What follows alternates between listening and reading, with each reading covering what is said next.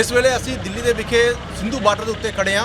Sindhu border ਦੇ ਬਿਲਕੁਲ ਸਾਹਮਣੇ ਕੁੰਡਲੀ ਬਾਰਡਰ ਹੈਗਾ, ਉੱਥੇ ਵੀ ਕਿਸਾਨਾਂ ਦੇ ਮੋਰਚੇ ਲੱਗੇ ਹੋਏ ਨੇ। ਵੱਡੀ ਗਿਣਤੀ ਵਿੱਚ ਕਿਸਾਨ ਇੱਥੇ ਪੁੱਜ ਰਹੇ ਨੇ।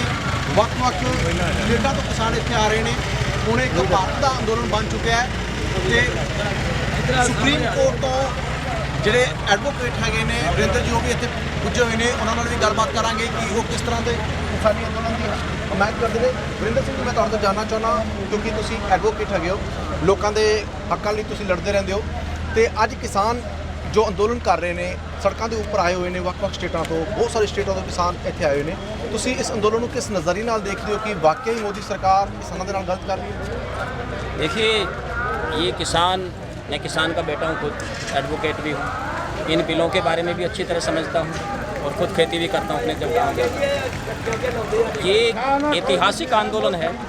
1987 के बाद जब महेंद्र सिंह टिकैत का आंदोलन कभी मेरठ में हुआ था, उस आंदोलन में मैं भी था। और उसके बाद ये ऐसा बड़ा आंदोलन है कि पूरी तरह शांतिपूर्ण तरीके से किसान डिफरेंट स्टेट से आए हैं और अपनी बात को सरकार के सामने रखना चाहते हैं। और सरकार, सबसे बड़ी विडंबना देखिए, मैं अभी आते हुए देख रहा था, पुलिस जगह जगह पर जो ये बैरिकेटिंग है पत्थर वाली, इसको उठा करके क्रेन के माध्यम से और खुद ही जगह जगह रास्ता जाम कर रही है। इधर आपने देखा ये ट्रक मिट्टी से भरा हुआ, इधर पेट्रोल पंप है, ये साइड रोड है। तो साइड रोड से जनता आने जाने का, सरकार, ये पहली सरकार है जो खुद ही रास्ता जाम कर रही है और आरोप लगाइए किसानों के ऊपर कि किसान अशांति फैलाना चाहते हैं। कभी सीधे साधे किसानों को आतंकवादी बताया जाता है, और जब यहाँ पता चला कि सारे ये लोग किसान सारे प्रदेशों से आए हुए हैं और सब सीधे सच्चे किसान हैं, अभी भी प्रचार मीडिया के द्वारा किया जा रहा है कि ये तो किसान नहीं है, इनका बेटा तो ऑस्ट्रेलिया में है, इनका बेटा तो 5 एकड़ इसके पास केवल ज़मीन है और इसका बेटा कनाडा में है। तो ये बताइए, पढ़ लिख के बेटा कनाडा चला गया तो, और उसका पिताजी यहाँ खेती करता है या उसका चाचा खेती करता, तो किसान नहीं है। कैसे कैसे तर्क ये लोग दे रहे हैं, विडंबना है। और कल ये बातचीत का कह रहे हैं, कल फिर हम बात करेंगे, और आज ये सब कर रहे हैं। अभी सुबह किसानों ने बताया यहाँ पे कि पानी रोक दिया, पानी की सप्लाई रोक दी। तो आप ये देखिए, युद्ध के दौरान भी यूएनओ का चार्टर है कि अगर दुश्मन की 2 देशों की सेनाएं लड़ेंगी तो वो वाटर सप्लाई नहीं रोकी जाएगी। और जो हमारी रेड क्रॉस सोसाइटी है, चाहे किसी भी तरफ का कोई सैनिक हो, उसको पानी पिलाने का काम करते हैं। गुरु गोविंद सिंह जी के लड़ाई जब हो रही थी मुगलों से, तो उनका जो पानी पिलाने वाला था, उसने मुसलमानों को भी पानी पिलाया, उसने हिंदुओं को भी पानी पिलाया, उनकी फौज के आदमियों को पानी पिलाया, जो घायल सिपाही दुश्मन के थे उनको भी पानी पिलाया। तो ये बताइए, जब तुम बात कर रहे हो किसानों के साथ और उनका पानी रोकने का आपको क्या अधिकार है, तो किसानों को आप भड़का रहे हो। ये मैं कहना चाहता हूँ, ये किसान खुद, ये जो सरकार है, ये खुद षड्यंत्रकारी है। ये किसानों के बीच में तरह तरह से फूट डालने का प्रयास कर रही है। कभी कहती है केवल पंजाब का आंदोलन है, आपने देखा होगा, देखो कितने किसान यहाँ दूसरे देशों से, मध्य प्रदेश के किसान, मैं कल खुद आया था, मध्य प्रदेश से काफ़ी बड़ी संख्या में आए हुए हैं, उत्तर प्रदेश से आए हुए हैं, गुजरात से आज ही बड़ी तादाद में किसान आए हैं, जो मोदी जी का होम स्टेट है। तो ये सरकार का मतलब है कि ये झूठ बोलती है, और सरकार को सिंसियर होकर के किसानों की बात सुननी चाहिए। आप एडवोकेट हैं सुप्रीम कोर्ट में, जब सुप्रीम कोर्ट को नज़र आ रहा होगा कि सब कुछ हमारे देश में क्या हो रहा है, बहुत सारे लोगों से धक्का हो रहा है, वो आंदोलन पे बैठे हुए हैं, आपको क्या लगता है कि इसका खुद नोटिस लेना चाहिए सुप्रीम कोर्ट को? मैं अपील करूंगा ऑनरेबल सुप्रीम कोर्ट से कि सुप्रीम कोर्ट को इसमें संज्ञान लेना चाहिए। Being protector of the constitution, ये हमारे देश का संविधान, हमारे देश के जो वीर जवान और जो किसान जिन्होंने कुर्बानी दी, उसके बाद जो हमारे नेता थे, ज़्यादातर उनमें वकील थे, बैरिस्टर थे, उन लोगों ने सोच समझ के दुनिया भर के संविधानों का अध्ययन करके और इस देश का संविधान बनाया। और उस देश के संविधान में ये पावर जो है, ये शक्ति सर्वोच्च न्यायालय को दी है कि यदि कोई सरकार उस संविधान के बरखिलाफ काम करती है या किसी कानून के बरखिलाफ काम करती है, देश के नागरिकों के अधिकारों का हनन करती है, तो उनके खिलाफ, उस सरकार के खिलाफ आदेश जारी करे। तो मैं माननीय सर्वोच्च न्यायालय से भी अपील करता हूँ कि ये किसान तो बेचारे सड़कों पर बैठे हैं, तो इनकी परेशानी को देखते हुए सरकार को आदेश दे कि जो इलीगल कानून है, पहली बात, इस कानून में सबसे बड़ी क्या खामी है कि इस देश में एक तंत्र व्यवस्था मोदी जी ने लागू कर दी। संविधान के मुताबिक कृषि राज्यों का विषय है। पंजाब सरकार जो चाहे कानून बनाए किसानों के बारे में, उत्तर प्रदेश सरकार जो चाहे कानून बनाए, यूपी सरकार जो सरकार उसके हित में चाहती है सरकार कानून बनाए। कृषि केंद्र का विषय ही नहीं है, आप केवल राज्यों को फैसिलिटेट कर सकते हो। ये हमारे देश में व्यवस्था है। आपने क्या किया, पार्लियामेंटेरियन हमारे क्या हैं, ज़्यादातर पार्लियामेंटेरियन 200 से ज़्यादा तो ऐसे थे जो 200 करोड़ की प्रॉपर्टी है, जो प्रॉपर्टी डीलिंग करते हैं, जिनकी फैक्ट्रियाँ चल रही हैं देश विदेश में, तो वो किसानों का भला करेंगे? तो और दूसरे जो भ्रष्ट नेता हैं जिन्होंने हज़ार करोड़ कमाया है, जो किसानों के नेता बनते हैं, दलितों के नेता बनते हैं, वो बोल नहीं सकते क्योंकि उनको ईडी है और सीबीआई है। तो इस देश का जो लोकतंत्र है वो पूरी तरह मोदी जी ने कैप्चर कर लिया है। और वो पार्लियामेंटेरियन जो डरपोक हैं, वो ईडी से डर जाएंगे, सीबीआई से डर जाएंगे, तो किसान डरने वाला नहीं है। किसान यहाँ सड़कों पे है। और पंजाब के किसानों का मैं धन्यवाद करना चाहता हूँ कि पूरे देश के किसानों को इन्होंने रास्ता दिखाया। पिछले 70 दिन से पंजाब भी मैं गया हूँ, हरियाणा गया हूँ पिछले दिनों आंदोलन में, इतना शांतिपूर्ण तरीके से सारी सड़कों पे रेले जाम कर करके बैठे हुए हैं किसान। और इस सरकार को नहीं चाहता कि हमको अभी भी कह रहे हैं, कितनी मजाक की बात है। कल सरकार ने मीटिंग में कहा कि आप लिखित में अपनी समस्याएं बताइए। सरकार के पास आईबी है, सरकार के पास सीआईडी है, लोकल इंटेलिजेंस है। सरकार को प्राइम मिनिस्टर जब रात को सोता है तो देश के किसी भी कोने में जरा सा कोई भी घटना हो उसका पता 2 मिनट में लग सकता है। 70 दिन से किसान आंदोलन कर रहे, शांतिपूर्ण तरीके से विरोध कर रहे हैं पूरे देश में, मध्य प्रदेश में तो, उत्तर प्रदेश में तो, जगह जगह पे।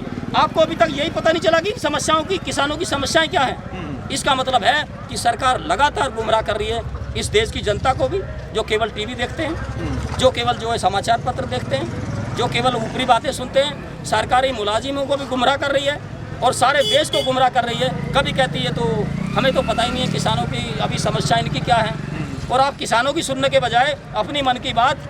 मैं आपसे ये जानना चाहता हूँ, आप एडवोकेट हैं, इस मसले का आप हल क्या देखते हैं? आपको क्या लगता है कि सरकार को क्या करना चाहिए? मैंने खाना बनाया, राइट, सीधा सा देसी भाषा में बात करता हूँ, और आपके सामने परोसा, आपने कहा देखिए नहीं मुझे तो इस खाने में गंध आ रही है, मुझे अच्छा नहीं लग रहा। मैं कह रहा हूँ नहीं आप खाइए, ये तो खाना बहुत स्वादिष्ट है, इसमें तो बड़ा मज़ा आएगा आपको। आप कह रहे हो मेरे खाने, जैसे इसको सामने लेता हूँ तुरंत उल्टी आती है। तो इन कानूनों को किसान कह रहे हैं हमारे हक में नहीं है, आप हमको मत दो, हमारा फायदा मत करो। अकेले मोदी जी कह रहे छाती ठोक के ये तो किसानों के हक में। एक भी पूरे देश में किसान चले जाइए आप जो खेती करता है, उससे पूछिए जो पूरे देश का एक भी किसान ये कह दे हाँ ये कानून किसानों के हक में है। कैसे हक में है आप एक्सप्लेन करो, किसानों को बताओ। और फिर जब तुम दुनिया भर के अडानी अंबानी से रोज़ मिलते हो, पूंजीपतियों से रोज़ तुम्हारी भेंट करते हो, तो ये देश के किसान नहीं हैं? क्या ये आतंकवादी हैं? क्या ये विद्रोही हैं? आप इनसे क्यों नहीं बात करते? खुद बुला करके 50 किसानों को, 4 आदमियों को बुलाइए प्रदेशों से, उनसे बात करो और बैठ करके अपने आवास पे बात करो। आपको तो समय ही नहीं है किसानों से बात करने का। आपका मतलब कि जो एक कानून है वो रद्द करने पड़ेंगे? वो कानून सीधा अभी भी मोदी जी के हक में है कि जो उनकी इमेज थोड़ी बहुत बची हुई है, अगर वो चाहते हैं उन्हीं के भले में है कि इन तीनों किसानों को तुरंत, जैसे अध्यादेश पहले किया था, किसानों से कहें मुझे बहुत भारी गलती हुई है, मैं समझ नहीं पाया, अगर आप नहीं चाहते हैं तो ये किसान रद्द। मोदी जी का क्या इंटरेस्ट है? क्या मोदी जी इतना जिगरा करेंगे? आपको लगता है दिल है इतना बड़ा उनका? अगर उनको समझदारी है, उनका कुछ मतलब कुछ पुण्य कर्म शेष बचा है तो वो इसको करेंगे। और अगर नहीं है अपने, मैंने तो कर दिया। जितनी आदमी क्या होता है, एक आदमी तो ये कि आप उसको गलती बताओ तो कहेगा हाँ गलती होगी, इसमें तो बड़प्पन है ना। गलती मान के हम बैक हो जाए, पीछे हो जाए। और दूसरा क्या है, जिसकी 100 नंबर में से एक भी नंबर ना करते, जो पूरा PhD होल्डर है, वो खुद जानता नहीं है और कोई दूसरा बताए तो उसकी मानता नहीं है। वो सुपरलेटिव डिग्री है ना जी। जिंदगी में आपने बहुत कुछ देखा होगा, आपके माल भी बताते हैं कि आपने जो आपका एक्सपीरियंस रहा, मैंने 6 महीने आंदोलन किए से मैं आपसे ये पूछना चाहता हूँ जी, क्या अगर ये आंदोलन और ज़्यादा लंबा चलता है, समय लगता है इसको, तो उसके जो नतीजे हैं, क्या रिजल्ट क्या निकलेंगे? आपको क्या लगता है कि ये जो आंदोलन है किस तरफ जाएगा? क्या देखिए, स्वामीनाथन रिपोर्ट को कांग्रेस ने लागू नहीं किया। हम ही किसान थे, 2017 में आंदोलन किया, 2018 में आंदोलन किया, और हरियाणा के पलवल से लेकर के हम लोग यात्रा निकाल रहे थे। और 23 फरवरी 2018 का दिन था रामलीला मैदान में। इसी तरह जैसे किसानों ने घोषणा की थी, किसानों ने करीब 8 अक्टूबर से भी पहले घोषणा कर रखी है। 8 अक्टूबर को तो पूरा डिक्लेयर हो गया था। ये आपका मीटिंग हुआ था हरियाणा में, कुरुक्षेत्र में। कुरुक्षेत्र में सारे देश के किसानों की मीटिंग थी, गुरुनाम सिंह जी अध्यक्ष हैं, उन्होंने बुलाई थी, हम भी उसमें गए थे। वहाँ पे डिक्लेयर हुआ था कि 26-27 को दिल्ली में आंदोलन करेंगे। तो अगर इनको कोई जगह मुकर्रर रामलीला मैदान कर देते, अब देखिए आप कितने शांतिपूर्ण तरीके से आंदोलन करते हैं। पूरी दिल्ली में आप चले जाइए। अभी पंजाब में किसान सभा में पिछले साल पूरे 1 लाख किसानों ने आंदोलन किया और दिल्ली के लोग जो पढ़े लिखे बम्बई के लोग थे वो हैरत में थे कि एक भी कहीं पत्ता नहीं हिला। क्योंकि किसान इतना स्वाभिमानी है, इतना शांति प्रिय है, अपना खेती करता है। सबसे ज़्यादा ईमानदार और मेहनतकश इंसान यदि दुनिया में कोई है तो वो किसान है। खेत में काम करता है प्रकृति के नीचे, ना कोई झूठ है, ना छल कपट है, ना बेईमानी है। ये तो झगड़ा करता ही नहीं है। उल्टा जब पुलिस वाले उनको भी हम खाना खिलाते हैं, मेरठ में भी ऐसे ही खिलाया हमने जगह जगह आंदोलनों में, वोट क्लब पे आंदोलन किया, तो हमारे भाई हैं। अब विडम्बना ये कि डिक्लेयर तो आप करोगे कि भाई ये सिर्फ कृषि कानून जो है जगह जगह फोटो आप खिंचवाओगे और ये पूरी दुनिया में कहोगे मैंने किसानों को फ्री कर दिया। तो रिजल्ट क्या आपको लग रहा है? रिजल्ट क्या है? ये लंबा, देखिए, अगर सरकार नहीं झुकती, अगर सरकार इस सरकार को झुकना पड़ेगा। ये इस देश का इतिहास है। इस देश से मुगलों को किसानों ने खदेड़ा, उनकी सत्ता को नस्ते नाबूद किया जब यहाँ पूरा अत्याचार चल रहा था। जब गुरु गोविंद सिंह और इसी दिल्ली में तेग बहादुर जी ने अपना गर्दन कटाई, शीश कटाई थी, और बंदा बैरागी ने जब वहाँ पूरे बच्चों को उनको सबको कत्ल करते जा रहे थे, सब कुछ अन्याय हो रहा था, तो उन लोगों का भी जो दुर्दांत थे उन लोगों का मुकाबला इस देश के किसानों ने किया। ये किसान ही तो थे। और दूसरा जो अंग्रेज के खिलाफ है, अडानी अंबानी लड़े थे क्या? मोदी जी के पूर्वज लड़े थे? कोई बताइए पूरा कौन लड़ा हो? तो इनको ये सोचना चाहिए कि अगर इन किसानों से टकराव गई तो ये पीछे नहीं हटेंगे। किसान की फितरत में ही नहीं है। ये शेर को तो गीदड़ समझ के पीटता है। जब खेत में शेर निकाला जाता तेंदुआ, वहाँ जंगल में अकेले में काम करते हैं, भाला लेकर उससे मुकाबला करते हैं, तो इनसे डर जाएंगे।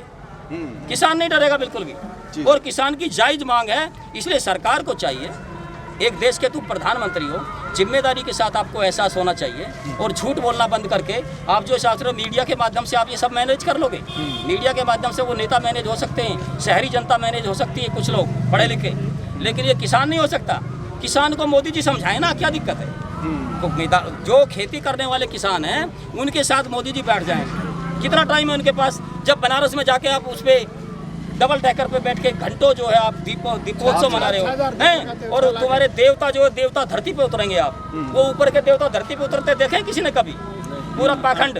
और ये देवता असली, अगर सुबह को मोदी जी जो भी नाश्ता करते हैं, देश के राष्ट्रपति जी करते हैं, और भी मंत्रीगण हैं, वो क्या खाते हैं? जो भी खाते हैं वो किसान गेहूँ, गन्ना, चावल जो भी पैदा करता है उसी का तो भोजन करते हैं। तो अगर ये देश के अन्नदाता जो इतने दिनों से सड़कों पे हैं, अभी बिजाई का समय देखिए, ये किसानों को कोई शौक नहीं है, ये भी प्रचार किया जा रहा है, ये तो राजनीति कर रहे हैं। ये तो पंजाब सरकार जो कांग्रेस के बहकाए हुए हैं, कांग्रेस के खिलाफ भी हमने आंदोलन किया, स्वामीनाथन रिपोर्ट लागू करो। और 2014 में मोदी जी ने एक नहीं, हमारे पास वीडियो क्लिप हैं, जगह जगह भाषण दिया कि 2014 में आते ही किसानों का कर्जा माफ, और स्वामीनाथन रिपोर्ट। स्वामीनाथन रिपोर्ट आज तक लागू नहीं है मोदी जी के राज में।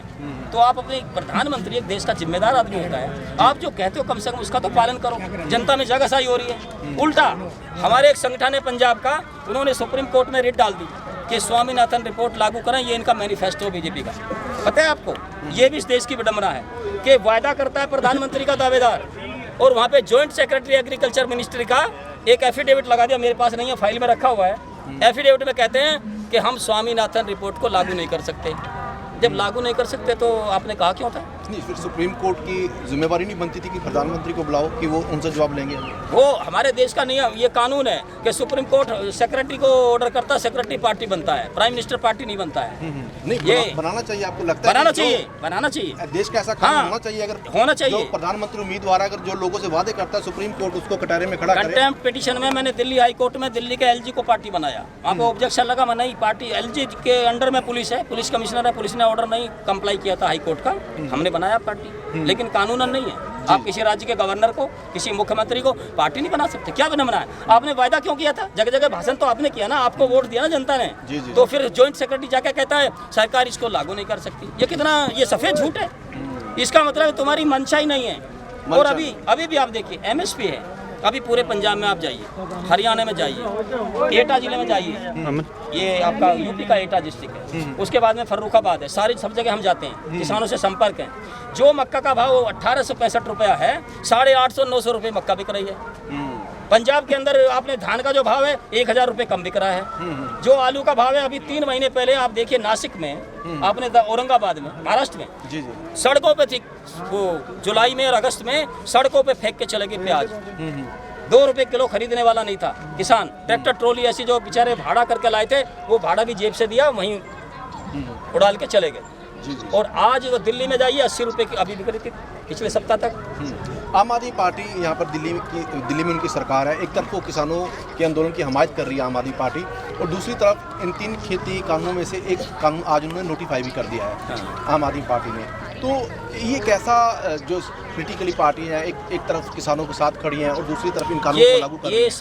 ये सब कैमोफ्लोगिंग इस तरह की पार्टियां हैं जो किसानों को भी चाहते हैं कि हाँ तुम भी हमारे बने रहो, हम तुम्हारे हैं, ये एहसास करते रहो। और दूसरी तरफ यही केजरीवाल जी हैं, इनसे पूछो कि इन्होंने ये पेंडेमिक एक्ट लगा के किसानों को कहा कि यहाँ मीटिंग करने की परमिशन नहीं है, अब ये पूरा करें, पानी की भी सुविधा करेंगे, हम सब जो है बुराड़ी मैदान में करेंगे। तो जब आपने ये ऑर्डर जारी किया था कि यहाँ सभा नहीं हो सकती, ये जिसके ऊपर दिल्ली ये केंद्र सरकार ने रोक लगाई है, तो आप बुराड़ी मैदान शुरू में नहीं कर सकते थे कि किसान वहाँ से आ रहे हैं, जगह जगह आपने देखा किसानों पे किस तरह से गड्ढे खोद करके उन पे पानी की बौछार करी इतनी सर्दी में।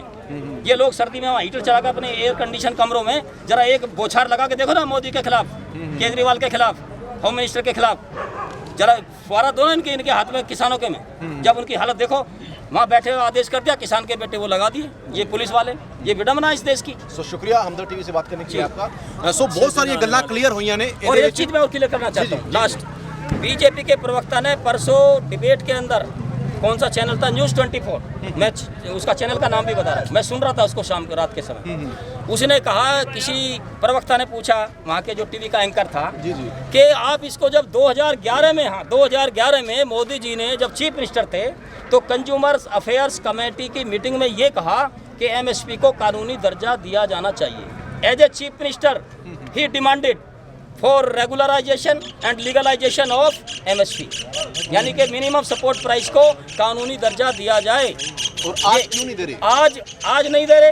किसानों के लिए केवल उनको कहते हैं, गले से ऊपर बात कहनी है, बाजीगर की तरह। हम जब गांव में थे बचपन में, तो गन्ने का खेत खोद के आते थे, गर्मी होती थी बहुत ज़्यादा, और मुझे याद आ रहा है ऐसी चारों तरफ वो बाजीगर ऐसे डुगडुगी बजा के, और वो एक हाथ में 1 ही रुपया रखता था और ऊपर एक इतना सा लट्टू वो रखता था लकड़ी का, तो वो ऐसे करता था, देखो रुपया अभी चढ़ेगा, रुपया अभी चढ़ेगा, रुपया ऐसे करके। तो हम सोचते थे पैसा तो होता नहीं था घर में, अब अनाज भी उन दिनों थोड़ा वो हो जाता है, कम होता है अनाज, अब पक के आता नहीं है, तो वो आइसक्रीम खाने के लिए या तो अनाज देना होता था आइसक्रीम वाले को या पैसा। तो हम खुश होते थे एज ए बच्चे कि अभी रुपया निकलेगा, रुपये जब झड़ेंगे तो हमको भी मिलेगा। तो ये मोदी जी का वही रोल है कि किसानों के लिए तुम खूब लिप सर्विस करो, मदारी वाला काम है, पूरा बाजीगर वाला काम है। सुबह ही वो तय कर लेते हैं कि आज इतना ठोक के झूठ बोलना है जो लोगों को लगे हाँ सच है। आप जब कहते थे तो एमएसपी लागू कर दो। उनके प्रवक्ता कहते हैं, बीजेपी का जो प्रवक्ता है संबित पात्रा, पक्का झूठ पात्रा है और बात को घुमाने में कितना माहिर है। कहता है, वो टीवी पे बयान है, आप देख लीजिए आर्काइव में जाके, कहता है देखिए एमएसपी जो एक ऑर्डर से जारी होता रहा है अब तक, अगर एमएसपी को हम लीगल बनाएंगे तो उसके लिए संविधान में संशोधन करना पड़ेगा। ये कितना बड़ा झूठ है। किसी आदमी को झूठा कहना अपराध है, गलत है। मैं कह रहा हूँ, आप ये देखिए, आपने ये 3 कानून बनाए। मैं बीजेपी से पूछता हूँ, उनके प्रवक्ता से पूछता हूँ कि आपने कौन से संविधान का संशोधन किया है जो 3 कानून बनाते वक्त? कानून पार्लियामेंट के द्वारा बन सकता है और वो कह रहे संविधान में संशोधन करना पड़ेगा। ये कितना बड़ा झूठ है। इसका मतलब गुमराह कर दो कि हर साल एमएसपी लागू होगा तो हर साल संविधान में संशोधन नहीं हो सकता। ये झूठी बात है ना। तो ये इनका काम है, दिन भर झूठ बोलना, दिन भर बरगलाना। कभी कहेंगे इनका बेटा ऑस्ट्रेलिया में, कभी कहेंगे इसका, अरे किसान का बेटा पढ़ लिख के पहुंच गया तो लाला का लड़का ही जाएगा ऑस्ट्रेलिया कनाडा, किसान का बेटा नहीं जा सकता। तो इनकी सोच एंटी फार्मर है। ये किसान के लिए कुछ करना नहीं चाहते हैं और बरगला करके किसान का हितैषी बना रहना चाहते हैं। इन्हीं किसानों ने मनमोहन सरकार को उतारा, क्योंकि उन्होंने एमएसपी के बारे में स्वामीनाथन रिपोर्ट को लागू नहीं किया। और यही सरकार, बुरा हाल होगा अगर इन्हें जिद पड़ रही। इसलिए फ़ायदे में इसमें किसान कोई राजनीति नहीं कर रहे हैं। अपना इसको तीनों बिलों को वापस ले लें और किसानों से खेद व्यक्त करें कि तुम्हारे ऊपर जो बौछार चली है, जो लाठियाँ चली हैं, जो तुमको कष्ट हुआ है, जो तुम घर बार छोड़ करके इतने दिन घर से बाहर सड़कों पे पड़े रहे हो, मैं आपसे क्षमा चाहता हूं। और ये किसान वापस, ये आज ही किसान मोदी जी की जय बोल के वापस पंजाब, हरियाणा और उत्तर प्रदेश सब जगह अपने चले। शुक्रिया। सो ਤੁਸੀਂ ਸੁਣਿਆ ਕਿ ਬਹੁਤ ਸਾਰੀਆਂ ਗੱਲਾਂ ਕਲੀਅਰ ਹੋ ਗਈਆਂ, ਬਹੁਤ ਸਾਰੀਆਂ ਗੱਲਾਂ ਤੋਂ ਪਰਦੇ ਵੀ ਉੱਠ ਗਏ ਹੈਗੇ ਨੇ। ਉਹੀ ਭਾਰਤ ਦੇ ਪ੍ਰਧਾਨ ਮੰਤਰੀ ਜਦੋਂ ਇੱਕ ਸਟੇਟ ਦੇ ਮੁੱਖ ਮੰਤਰੀ ਹੁੰਦੇ ਨੇ, ਉਸ ਵੇਲੇ ਕਹਿੰਦੇ ਨੇ ਐਮਐਸਪੀ ਦਾ ਕਾਨੂੰਨ ਬਣਨਾ ਚਾਹੀਦਾ, ਸ਼ੋਰਟੀ ਹੋਣੀ ਚਾਹੀਦੀ ਹੈ। ਅੱਜ ਜਦੋਂ ਪ੍ਰਧਾਨ ਮੰਤਰੀ ਬਣ ਗਏ ਨੇ ਤੇ ਕਿਸਾਨ ਉਹਨਾਂ ਨੂੰ ਕਹਿ ਰਹੇ ਨੇ ਕਿ ਸਾਨੂੰ ਤੁਸੀਂ ਸ਼ੋਰਟੀ ਦੇ ਦਿਓ, ਉਹ ਸ਼ੋਰਟੀ ਉਹਨਾਂ ਨੂੰ ਨਹੀਂ ਦੇ ਰਹੇ। ਦੂਜਾ ਉਹਨਾਂ ਦਾ ਕਹਿਣਾ ਹੈਗਾ ਕਿ ਜਿਹੜੇ ਕਿਸਾਨ ਹੈਗੇ ਨੇ ਉਹ ਤਾਂ ਸ਼ੇਰਾਂ ਨੂੰ ਵੀ ਗਿੱਦੜ ਸਮਝਦੇ ਨੇ। ਜਦੋਂ ਖੇਤਾਂ ਦੇ ਵਿੱਚ ਸ਼ੇਰ ਵਾੜ ਆਉਂਦੇ ਨੇ ਤਾਂ ਗਿੱਦੜ ਸਮਝ ਕੇ ਉਹਨੂੰ ਡੰਡੇ ਮਾਰ ਕੇ ਭਜਾ ਦਿੰਦੇ ਨੇ। ਦਿੱਲੀ ਉਹੀ ਸਥਾਨ ਹੈ ਜਿੱਥੇ ਸਾਡੇ ਵੱਡੇ ਵਡੇਰੇ ਗੁਰੂਆਂ ਨੇ ਇੱਥੇ ਸ਼ਹੀਦੀਆਂ ਦਿੱਤੀਆਂ ਨੇ। ਅੱਜ ਮੁੜ ਕਿਸਾਨ ਇੱਥੇ ਦਿੱਲੀ ਆਏ ਹੋਏ ਨੇ। ਉਹਨਾਂ ਦਾ ਕਹਿਣਾ ਹੈ ਕਿ ਅਸੀਂ ਇੱਥੋਂ ਜਿੱਤ ਕੇ ਜਾਵਾਂਗੇ। ਨਰਿੰਦਰ ਮੋਦੀ ਸਰਕਾਰ ਨੂੰ ਆਪਣੇ ਖੇਤੀ ਕਾਨੂੰਨ ਵਾਪਸ ਲੈਣੇ ਪੈਣਗੇ। ਵੱਡੀ ਗੱਲ ਇਹ ਹੈਗੀ ਹੈ ਕਿ ਜਦੋਂ ਦੇਸ਼ ਭਰ ਦੇ ਕਿਸਾਨ ਇਹ ਕਹਿ ਰਹੇ ਨੇ ਕਿ ਸਾਨੂੰ ਖੇਤੀ ਕਾਨੂੰਨ ਪਸੰਦ ਨਹੀਂ, ਫਿਰ ਜਬਰੀ ਉਹਨਾਂ ਦੇ ਉੱਤੇ ਕਿਉਂ ਥੋਪੇ ਜਾ ਰਹੇ ਨੇ ਇਹ ਕਾਨੂੰਨ? ਇਸ ਦੇ ਪਿੱਛੇ ਮਨਸ਼ਾ ਕੀ ਹੈਗੀ ਹੈ ਕੇਂਦਰ ਸਰਕਾਰ ਦੀ? ਕਿ ਕੇਂਦਰ ਸਰਕਾਰ ਦੇ ਉੱਤੇ ਜਿਹੜੇ ਸਵਾਲ ਉੱਠ ਰਹੇ ਨੇ ਕਿ ਇਹ ਕਾਰਪੋਰੇਟਾਂ ਦੀ ਸਰਕਾਰ ਹੈਗੀ ਹੈ ਤੇ ਉਹਨਾਂ ਨੂੰ ਫਾਇਦਾ ਪਹੁੰਚਾਉਣਾ ਚਾਹੁੰਦੀ ਹੈ, ਕਿ ਇਹ ਬਿਲਕੁਲ ਸਹੀ ਸਵਾਲ ਉੱਠ ਰਿਹਾ ਹੈ? ਇਸ ਚੀਜ਼ ਦਾ ਵੀ ਜਵਾਬ ਕੇਂਦਰ ਸਰਕਾਰ ਨੂੰ, ਮੋਦੀ ਸਰਕਾਰ ਨੂੰ ਦੇਣਾ ਚਾਹੀਦਾ ਹੈ। ਇਹ ਤਸਵੀਰਾਂ ਤੁਸੀਂ ਪਿੱਛੇ ਜਿਹੜੀ ਦੇਖ ਰਹੇ ਹੋ, ਇਹ ਤਸਵੀਰਾਂ ਹੈਗੀਆਂ ਨੇ ਸਿੰਧੂ ਬਾਰਡਰ ਦੀਆਂ। ਉਸਨੇ ਬੈਰੀਕੇਡ ਕੀਤਾ ਹੋਇਆ ਹੈ ਇਸ ਏਰੀਆ ਨੂੰ ਪੂਰੀ ਤਰ੍ਹਾਂ। ਇਸ ਤੋਂ ਅੱਗੇ ਜਿਹੜਾ ਕੁੰਡਲੀ ਬਾਰਡਰ ਹੈਗਾ ਉਹ ਹੈਗਾ, ਤੁਸੀਂ ਇੱਕ ਪਾਸੇ ਪੁਲਿਸ ਇਹ ਕਹਿ ਰਹੀ ਹੈ ਕਿ ਤੁਸੀਂ ਆ ਜਾਓ ਦਿੱਲੀ ਅੰਦਰ ਦਾਖਲ ਹੋ ਜਾਓ ਤੇ ਤੁਸੀਂ ਬਰਾੜੀ ਮੈਦਾਨ ਤੇ ਜਾ ਕੇ ਬੈਠੋ, ਤੇ ਦੂਜੇ ਪਾਸੇ ਤਸਵੀਰਾਂ ਤੁਸੀਂ ਦੇਖੋ ਕਿ ਕਿਸ ਤਰੀਕੇ ਨਾਲ ਪ੍ਰਸ਼ਾਸਨ ਨੇ ਕਰੇਨਾਂ ਲਗਾਈਆਂ ਹੋਈਆਂ ਨੇ, ਅੱਗੇ ਬੈਰੀਕੇਡਿੰਗ ਕੀਤੀ ਹੋਈ ਹੈ, ਪੱਥਰ ਰੱਖੇ ਹੋਏ ਨੇ। ਇਹ ਇੱਕ ਨਾਕਾ ਆ ਗਿਆ, ਇਸ ਤੋਂ ਬਾਅਦ 2 ਨਾਕੇ, ਉਸ ਤੋਂ ਬਾਅਦ 3 4 5 6 ਨਾਕੇ ਅੱਗੇ ਤੱਕ ਲੱਗੇ ਹੋਏ ਨੇ।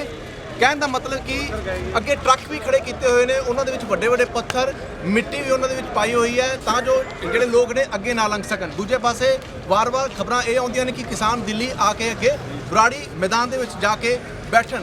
ਇਸ ਕਰਕੇ ਇਹ ਰਵੱਈਏ ਤੋਂ ਸਾਫ਼ ਪਤਾ ਲੱਗ ਰਿਹਾ ਹੈ ਕਿ ਕੇਂਦਰ ਸਰਕਾਰ ਜਿਹੜਾ ਹੈਗਾ ਉਹ ਇਸ ਮਾਮਲੇ ਨੂੰ ਹਲਕੇ ਦੇ ਵਿੱਚ ਲੈ ਰਹੀ ਹੈਗੀ ਹੈ, ਲਾਈਟਲੀ ਲੈ ਰਹੀ ਹੈ।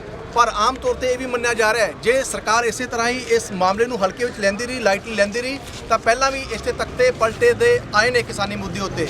ਜਦੋਂ ਕਿਸਾਨਾਂ ਨੇ ਮੰਗ ਚੁੱਕੀ ਹੈ, ਅੰਦੋਲਨ ਹੋਏ ਨੇ, ਤਾਂ ਸਰਕਾਰਾਂ ਇੱਥੇ ਪਲਟੀਆਂ ਨੇ। ਇਸ ਕਰਕੇ ਸਰਕਾਰ ਨੂੰ ਛੇਤੀ ਤੋਂ ਛੇਤੀ ਇਸ ਮਸਲੇ ਦਾ ਹੱਲ ਕਰਨਾ ਚਾਹੀਦਾ ਹੈ ਤਾਂ ਜੋ ਠੰਡਾਂ ਦੇ ਵਿੱਚ ਜਿਹੜੇ ਲੋਕ ਇੱਥੇ ਸੜਕਾਂ ਉੱਤੇ ਬੈਠੇ ਹੋਏ ਨੇ ਉਹ ਆਪਣੇ ਘਰਾਂ ਦੇ ਵਿੱਚ ਆਪਣੇ ਪਰਿਵਾਰ ਦੇ ਨਾਲ ਸਮਾਂ ਬਿਤਾਉਣ। ਭਾਰਤ ਦੇ ਪ੍ਰਧਾਨ ਮੰਤਰੀ ਵੀ ਸਵੇਰੇ ਬ੍ਰੇਕਫਾਸਟ ਕਰਦੇ ਨੇ, ਰਾਸ਼ਟਰਪਤੀ ਵੀ ਬ੍ਰੇਕਫਾਸਟ ਕਰਦੇ ਨੇ, ਉਹ ਵੀ ਜਿਹੜਾ ਭੋਜਨ ਹੁੰਦਾ ਹੈ ਉਹ ਕਿਸਾਨ ਤਿਆਰ ਕਰਦੇ ਨੇ। ਇਸ ਕਰਕੇ ਉਹਨਾਂ ਨੂੰ ਵੀ ਚਾਹੀਦਾ ਹੈ ਕਿ ਇਸ ਮਸਲੇ ਦਾ ਛੇਤੀ ਤੋਂ ਛੇਤੀ ਹੱਲ ਕੀਤਾ ਜਾਵੇ। ਜਿਹੜੇ ਅੰਨਦਾਤਾ ਹੈਗੇ ਨੇ ਉਹ ਆਪਣੇ ਘਰਾਂ ਨੂੰ ਛੇਤੀ ਪਰਤਣ। ਕੁੰਡਲੀ ਬਾਰਡਰ ਤੋਂ ਕੈਮਰਾਮੈਨ ਆਕਾਸ਼ ਦੇ ਨਾਲ ਅਮਨ ਮੋਹਨ ਮੋਜਾਲ ਦੀ ਰਿਪੋਰਟ, ਹਮਦਰਦ ਟੀਵੀ। ਹਰੇਕ ਅਹਿਮ ਖਬਰ ਦਿਖਾਉਣ ਦੀ ਜ਼ਿੰਮੇਵਾਰੀ ਸਾਡੀ।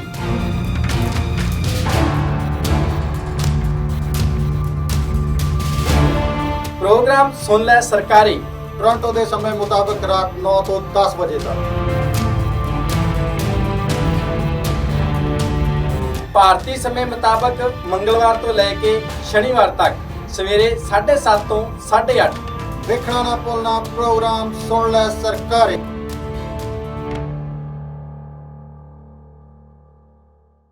ਲੇਟੈਸਟ ਨਿਊਜ਼ ਸਭ ਤੋਂ ਪਹਿਲਾਂ ਆਪਣੇ ਫੋਨ ਤੇ ਦੇਖਣ ਲਈ ਸਾਡਾ ਚੈਨਲ ਸਬਸਕ੍ਰਾਈਬ ਕਰੋ ਅਤੇ ਨੋਟੀਫਿਕੇਸ਼ਨ ਦੇ ਲਈ ਬੈਲ ਆਈਕਨ ਜ਼ਰੂਰ ਦਬਾਓ।